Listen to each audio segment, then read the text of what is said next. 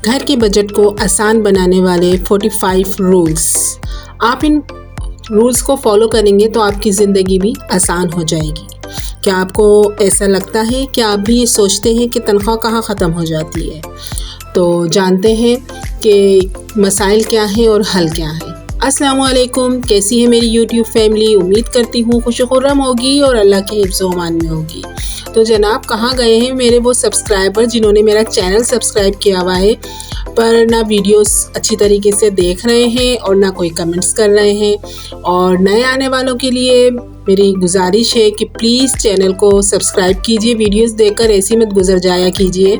एक तोहफ़ा, एक गिफ्ट हमें देकर जाया कीजिए, सब्सक्राइब की सूरत में, लाइक की सूरत में, और कमेंट्स कर दीजिएगा तो बहुत मेहरबानी होगी जनाब। तो आते हैं अपने टॉपिक की तरफ कि ऐसे कौन से उसूल हम फॉलो करें कि जिससे हमारी ज़िंदगी बेहतर हो जाए। चाहे मुल्क को चलाना हो, चाहे घर को चलाना हो, जब तक मैनेजमेंट नहीं होगी, जब तक बजट नहीं बनेगा, हम कुछ भी नहीं कर सकते। सबसे पहले हमने ये देखना है कि घर में कितना पैसा आ रहा है। तनख्वाह की सूरत, कारोबार की सूरत, कहीं से भी आमदनी हो रही है, वो सब हमने एक जगह, एक कॉपी या एक डायरी पे लिख लेना है ताकि हमें मालूम हो सके कि आया हमारे घर में आमदनी कितनी आ रही है। इसके बाद अखराजात की लिस्ट बनाइए और रोज़मर्रा के तमाम अखराजात की भी लिस्ट बनाइए, जैसे खाना, बिजली, पानी, गैस वगैरह। अलग अलग लिखें। ज़रूरियात और ख्वाहिशात को अलग अलग करें। जो चीज़ें लाजमी हैं उसे अलग कॉलम में लिखें और जो चीज़ें ख्वाहिशात हैं उन्हें अलग कॉलम में लिखें ताकि आपको बजट बनाने में आसानी हो। यूटिलिटी बिल्स अलग निकाल कर रखें। पानी, बिजली, गैस के बिल हर महीने लाजमी अदा करें ताकि आने वाले महीनों में आपको परेशानी ना हो। सबसे पहले उन तमाम अखराजात का हिसाब करें जो लाजमी अदा करने हैं। बच्चों की तालीम के अखराजात भी लाजमी हैं, इनका ख़र्चा भी अलग करके रखें ताकि आपको परेशानी ना हो कि जब स्कूलों के से वॉचर्स वगैरह आए तो आपको परेशानी ना हो कि भाई अब फ़ीस कहाँ से अदा करेंगे, पैसे तो खर्च हो गए। अगर आप किराएदार हैं या आपकी किस्तें वगैरह फ्लैट्स वगैरह की चल रही हैं तो उसके भी जितना भी उसके एक साथ आ रही हैं किस्तें हैं, उस पैसे को पहली फुर्सत में अलग करके रखें ताकि आपको किसी भी किस्म की परेशानी ना हो, क्योंकि अगर वो पैसा खर्च हो गया तो बहुत ज़्यादा परेशानी हो जाएगी। बचत लाजमी करें। चाहे आमदनी थोड़ी हो, बचत थोड़ी हो रही हो, लेकिन बचत आपने लाजमी करनी है। रोज़ाना का हिसाब बनाएं ताकि आपको पता चले कि आप कहाँ खर्च कर रहे हैं। छोटे से छोटा खर्च भी अपनी इस कॉपी के अंदर लिखें। चाहे आपने 100 रुपये भी कहीं खर्च करे हैं तो आप उस कॉपी में लिखिए कि आज मैंने ये 100 रुपये खर्च करे हैं। ग्रोसरी लिस्ट के साथ ख़रीदारी करें। बगैर लिस्ट के शॉपिंग एक्स्ट्रा खर्चे को दावत देता है। हमें पता ही नहीं चलता हम क्या क्या चीज़ें अपनी बास्केट में डाल रहे होते हैं, अपनी ट्रॉली में डाल रहे होते हैं, और फिर गैर ज़रूरी चीज़ें आ जाती हैं और हम बहुत ज़्यादा नुकसान में चले जाते हैं। कोई भी चीज़ उस वक्त तक ख़रीदें नहीं, बाय मत करें जब तक आपको उसकी लाजमी ज़रूरत नहीं हो। ये हम सब बहुत अच्छी तरीके से जानते हैं कि महंगाई बहुत ज़्यादा है और मिडिल क्लास तबका और इससे नीचे वाला तबका और उससे नीचे वाला तबका भी, बल्कि मैं तो कह रही हूँ अब अच्छे खासे खुशहाल घराने भी बहुत ज़्यादा मुतासिर हो गए हैं। तो लाजमी है कि हम अपने अखराजात को इस तरीके से कंट्रोल करके चलें और इस तरीके से हम अपना बजट बनाएं और अपने ख़र्चों को कंट्रोल करें कि हमें परेशानियाँ ना उठानी पड़ें।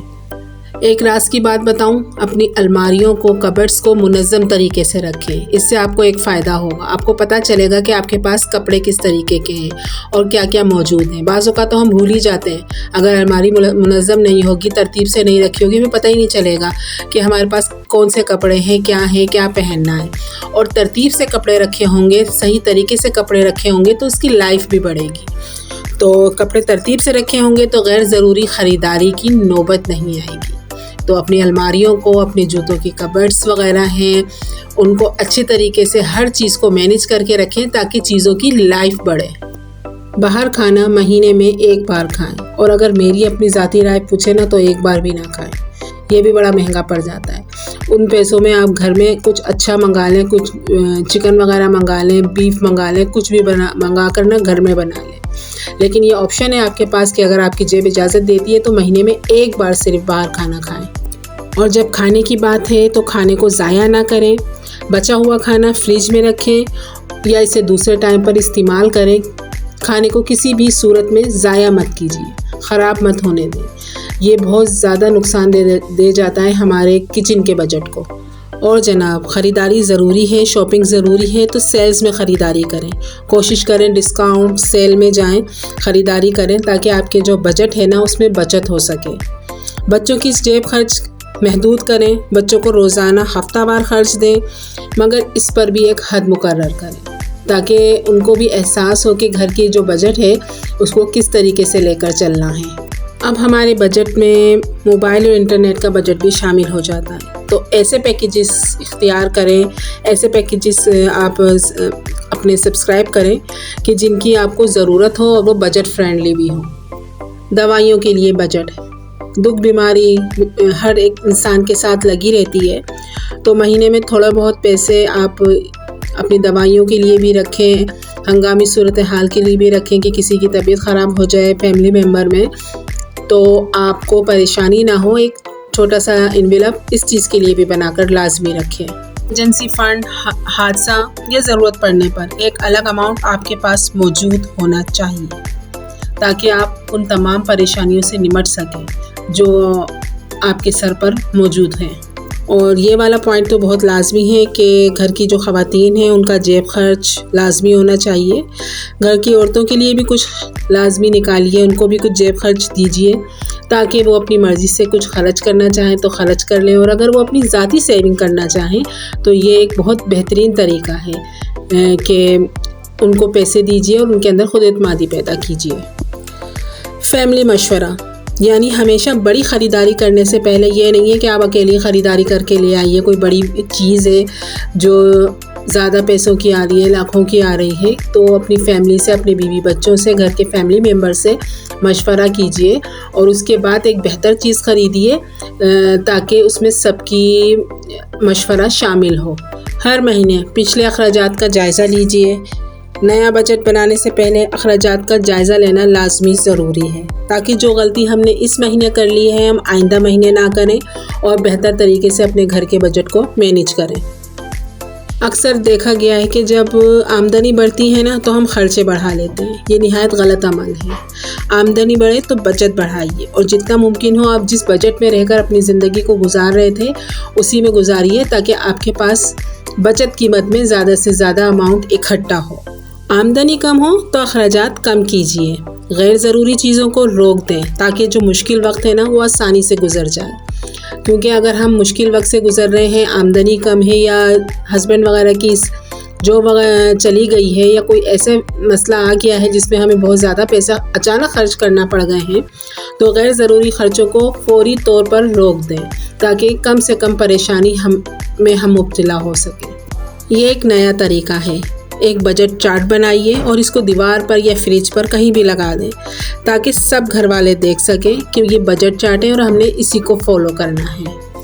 ग्रोसरी का कुछ सामान है ना वो आप ज़्यादा मिकदार में ले आइए, जैसे पूरे महीने का है, चावल है, चीनी है, आटा है, दालें वगैरह है, ये आप बल्क में लेंगे तो आप ज़्यादा फ़ायदे में रहेंगे। वो इस तरीके से कि जब बल्क में चीज़ ली जाए तो वो कुछ सस्ती पड़ जाती है, होलसेल रेट पर पड़ जाती है।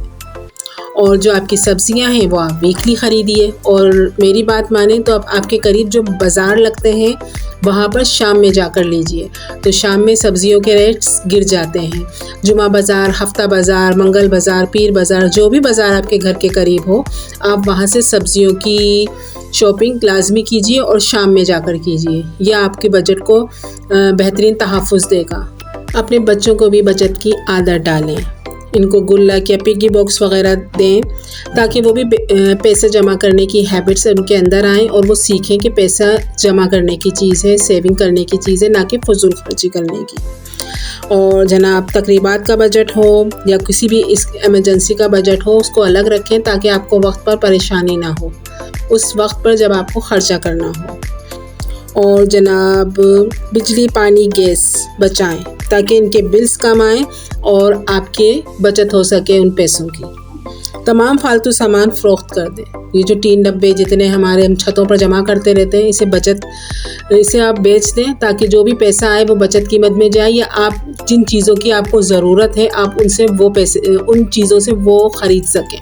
तो जनाब वीडियो हो गई है ख़त्म और लंबी हो जाती है, इसलिए ये वीडियो है 2 पार्ट की, यानी कि ये पार्ट 1 है। पार्ट 2 आप नेक्स्ट वीडियो में इसके मज़ीद पॉइंट्स में आपसे डिस्कस करूँगी। अब तक के लिए इतना ही और अपनी बहन को दीजिए इजाज़त, इस दुआ के साथ कि जहाँ रहें खुश रहें। अल्लाह हाफ़िज़।